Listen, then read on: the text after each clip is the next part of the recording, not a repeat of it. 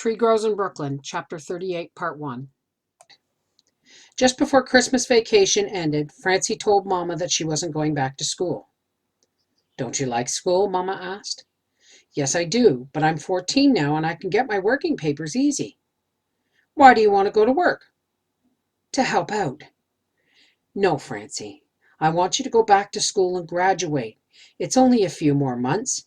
June will be here before you know it. You can get your working papers for this summer, maybe Neely too. But you're going to high school in the fall, so forget working papers and go back to school." "But Mama, how will we get along until summer?" "We'll manage."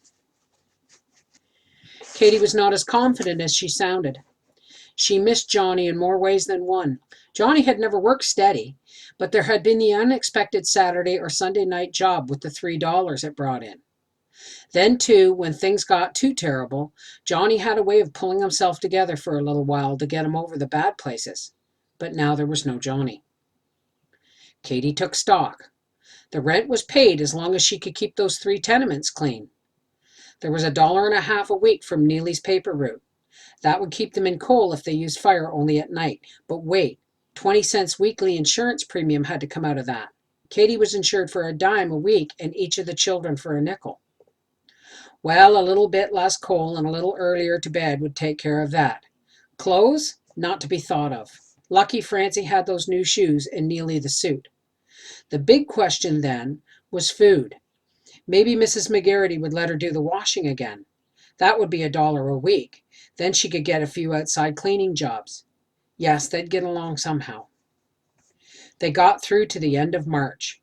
By that time, Katie was unwieldy. The baby was due in May. The ladies for whom she worked winced and looked away as they saw her, big with child, standing at the ironing board in their kitchens, or saw her in an awkward sprawling position on her hands and knees scrubbing their floors. They had to help her out of pity. Soon they realized that they were paying a cleaning woman and doing most of the work themselves anyhow. So one after another, they told her they didn't need her anymore. A day came when Katie didn't have the 20 cents for the insurance collector. He was an old friend of the Romillys and knew Katie's circumstances. "I'd hate to see your policies lapse, Mrs. Nolan, especially after you kept them all these years." "You wouldn't lapse me just because I got a little behind in my payments." "I wouldn't, but the company would. Look, why don't you cash in the children's policies?" "I didn't know you could do that." "Few people know. They stop paying the premiums and the company keeps mum. Time passes and the company just keeps the money already paid in. I'd lose my job if they knew I told you about this. But here's how I look at it. I insured your father and your mother and all you Romilly girls and your husbands and children. And I don't know, but I carried so many messages back and forth among you about birth and sickness and death that I feel like part of the family." "We couldn't do without you," said Katie. "Here's what you do, Mrs. Nolan. Cash in your children's policies, but keep your own. If anything happens to one of the children, God forbid, you could manage to get them buried. Whereas if something happened to you, also God forbid, they couldn't get you buried without insurance money, now could they?" "No, they couldn't. I must keep my own policy up. I wouldn't want to be buried as a pauper in Potter's Field. That's something they would never rise above, neither they nor their children, nor their children's children. So I'll keep my policy and take your advice about the children's. Tell me what I have to do." The $25 that Katie got for the 2 policies got them through until the end of April. In 5 more weeks, the child would be born. In 8 more weeks, Francie and Neely would graduate from grade school. There were those 8 weeks to be gotten through somehow. The 3 Romilly sisters sat around Katie's kitchen table in conference. "I'd help if I could," said Evie, "but you know Will's not been right since that horse kicked him. He's fresh to the boss and doesn't get along with the men, and it's gotten so that not a horse will go out with him. They put him on stable work, sweeping out manure and dumping broken bottles. They cut him to 18 a week, and that doesn't go far with 3 children. I'm looking for odd cleaning jobs myself." "If I could think of some way," began Sissy. "No," said Katie firmly. "You're doing enough by taking Mother to live with you." "That's right," said Evie. "Katie and I used to worry about her living alone in one room and going out cleaning to make a few pennies. Mother's no expense and no trouble, said Sissy, and my John don't mind having her around. Of course, he only earns 20 a week, and now there's the baby. I wanted to get my old job back, but Mother's too old to take care of the baby and the house. She's 83 now. I could work, but I'd have to hire somebody to look after Mother and the baby. If I had a job, I could help you out, Katie. You just can't do it, Sissy. There's no way, said Katie. There's only one thing to do, said Evie. Take Francie out of school and get her working papers. But I want her to graduate. My children will be the first one in the Nolan family to get their diplomas. You can't eat a diploma, said Evie. Haven't you any men friends who could help you? Asked Sissy. You're a very pretty woman, you know. Or will be when she gets her shape back again, put in Evie. Katie thought briefly of Sergeant McShane. No, she said, I have no men friends. There's always been Johnny and no one else. I guess Evie's right then, decided Sissy. I hate to say it, but you've got to put Francie to work. Once she leaves grammar school without graduating, she'll never be able to get into high school, protested Katie. Well, sighed Evie, there's always the Catholic Charities.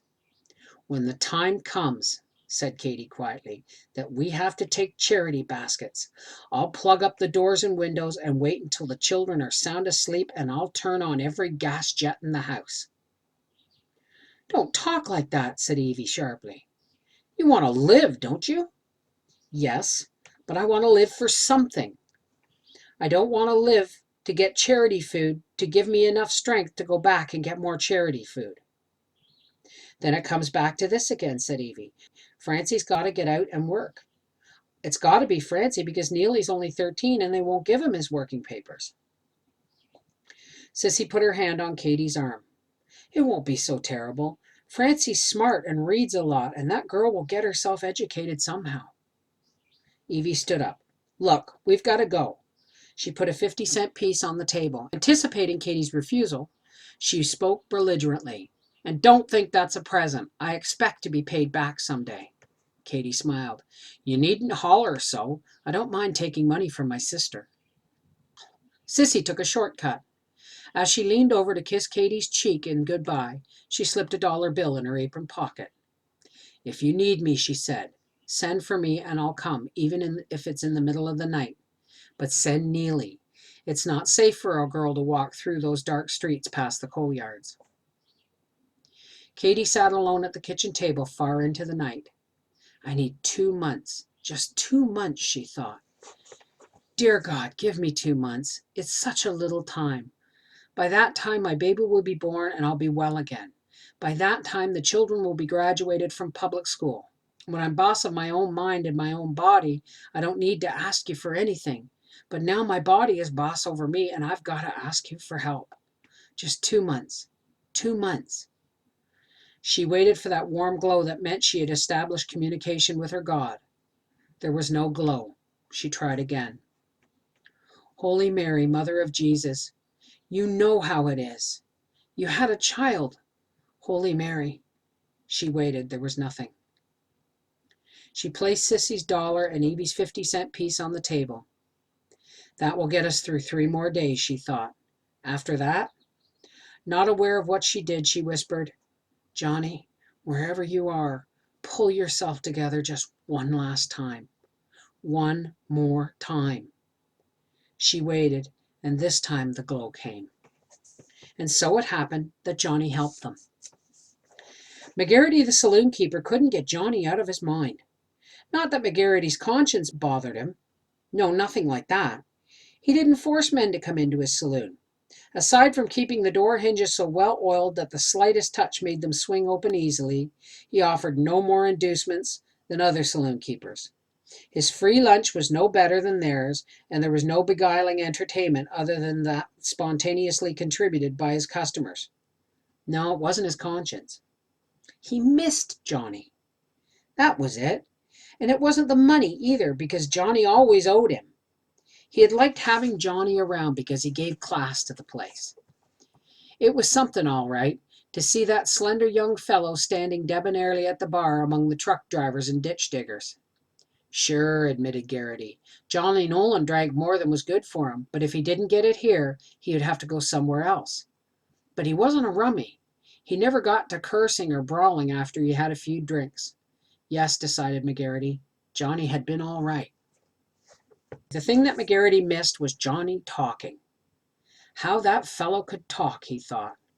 Why, he'd tell me all about those cotton fields down south, or about the shores of Araby, or sunny France, just like he'd been there, instead of getting the information out of those songs he knew. I sure like to hear him talk about those far-off places, he mused. But best of all, I like to hear him talk about his family. McGarity used to have a dream about a family. This dream family lived far away from the saloon, so far that he had to hop a trolley to get home in the early morning after he locked up the saloon. The gentle wife of his dreams waited upon him and had hot coffee and something nice to eat ready. After eating, they'd talk about other things than the saloon. He had a dream of children, clean, pretty, smart children, who were growing up sort of ashamed that their father ran a saloon. He was proud of their shame because it meant that he had the ability of begetting refined children. Well, that had been his dream of a marriage. Then he married May. She had been a curvy, sensuous girl with dark red hair and a wide mouth. But after a while of marriage, she turned into a stout, blousy woman known in Brooklyn as the saloon type. Married life had been fine for a year or two. Then McGarity woke up one morning and found that it was no good. May wouldn't change into his dream wife. She liked the saloon. She insisted that they rent the rooms above it. She didn't want a house in Flushing. She didn't want to do housework. She liked to sit in the saloon's back room day and night and laugh and drink with the customers. And the children that May gave him ran the streets like hoodlums and bragged about their father owning a saloon. To his grievous disappointment, they were proud of it. He knew that May was unfaithful to him. He didn't care so long as it didn't get around to the extent that the men laughed at him behind his back. Jealousy had left him years ago when physical desire for May left him. He gradually grew indifferent about sleeping with her or any other woman. Somehow good talking had gotten tied up with good sex in his mind.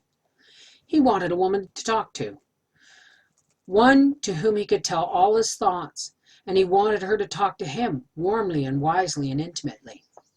If he could find such a woman, he thought, his manhood would come back to him. In his dumb, fumbling way, he wanted union of mind and soul along with union of body. As the years passed, the need of talking intimately with a woman who was close to him became an obsession. In his business, he observed human nature and came to certain conclusions about it. The conclusions lacked wisdom and originality. In fact, they were tiresome. But they were important to McGarity because he had figured them out for himself. In the first years of their marriage, he had tried to tell May about these conclusions, but all she said was, "I can imagine." Sometimes she varied by saying, "I can just imagine." Gradually then, because he could not share his inner self with her, he lost the power of being a husband to her, and she was unfaithful to him. McGarity was a man with a great sin on his soul. He hated his children. His daughter Irene was Francie's age. Irene was a pink-eyed girl. Her hair was a sort of pale red that it, too, could be called pink. She was mean and stupid. She had been left back so many times that at 14 she was still in the 6th grade. His son Jim, 10 years old, had no outstanding characteristic excepting that his buttocks was always too fat for his breeches. McGarity had another dream. It was that May would come to him and confess that the children were not his. This dream made him happy. He felt that he could love those children if he knew they were another man's. Then he could see their meanness and their stupidity objectively. Then he could pity them and help them. As long as he knew they were his, he hated them, because he saw all of his own and May's worst traits in them. In the 8 years that Johnny had been patronizing McGarity's saloon, he had spoken daily to McGarity in praise of Katie and the children. McGarity played a secret game during those 8 years. He pretended that he was Johnny and that he, McGarity, was talking about May and his children. "Want to show you something," Johnny said once proudly, as he pulled a paper from his pocket. "My little girl wrote this composition in school and got an A on it, and she's only 10 years old. Listen, I'll read it to you." As Johnny read, McGarity pretended that it was his little girl who had written the story. Another day, Johnny brought in a pair of crudely made wood bookends and placed them on the bar with a flourish. "Want to show you something," he said proudly. "My boy Neely made these in school." "My boy Jimmy made these in school," said McGarity proudly to himself as he examined the bookends. Another time, to start him talking, McGarity had asked, "Think we'll get in the war, Johnny?" "Funny thing is," Johnny answered, "Katie and I sat up till near morning talking about that very thing. I convinced her finally that Wilson will keep us out of it." How would it be, McGarity thought, if he and May sat up all night to talk about that? How would it be if she said, "You're right, Jim"? But he didn't know how it would be, because he knew that could never happen. So when Johnny died, McGarity lost his dreams. He tried to play the game himself, but it didn't work out. He needed someone like Johnny to start him off. About the same time that the three sisters sat in Katie's kitchen talking, McGarity got an idea. He had more money than he knew how to spend, and nothing else. Maybe through Johnny's children, he could buy the way of dreaming again. He suspected that Katie was hard up. Maybe he could scare up a little easy work for Johnny's kids to do after school. He'd be helping them out. God knows he could afford it. And maybe he'd get something in return. Maybe they would talk to him the way they must have talked to their father. He told May he was going to see Katie about some work for the children. May told him cheerfully enough that he'd be thrown out on his ear. McGarity didn't think he'd be thrown out on his ear. As he shaved for the visit, he recalled the day that Katie had come to thank him for the wreath. After Johnny's funeral, Katie went around thanking each person who had sent flowers. She walked straight through McGarity's front door, disdaining the deviousness of the side door marked as ladies' entrance. Ignoring the staring men hanging on the bar, she had come straight to where McGarity was. Seeing her, he tucked up one bottom end of his apron into the belt, signifying that he was off duty for the moment and had come out from behind the bar to meet her. "I came to thank you for the wreath," she said. "Oh, that," he said, relieved. He thought she'd come to bawl him out. "It was thoughtful of you. I like Johnny." "I know." She put her hand out. He looked at it dumbly for a moment before he got the idea that she wanted to shake him by the hand. As he wrung her hand, he asked, "No hard feelings?" "Why?" she answered. "Johnny was free, white, and over 21. She had turned then and walked out of the saloon. No, decided McGarity. Such a woman wouldn't throw him out on his ear if he came with well-meant intentions.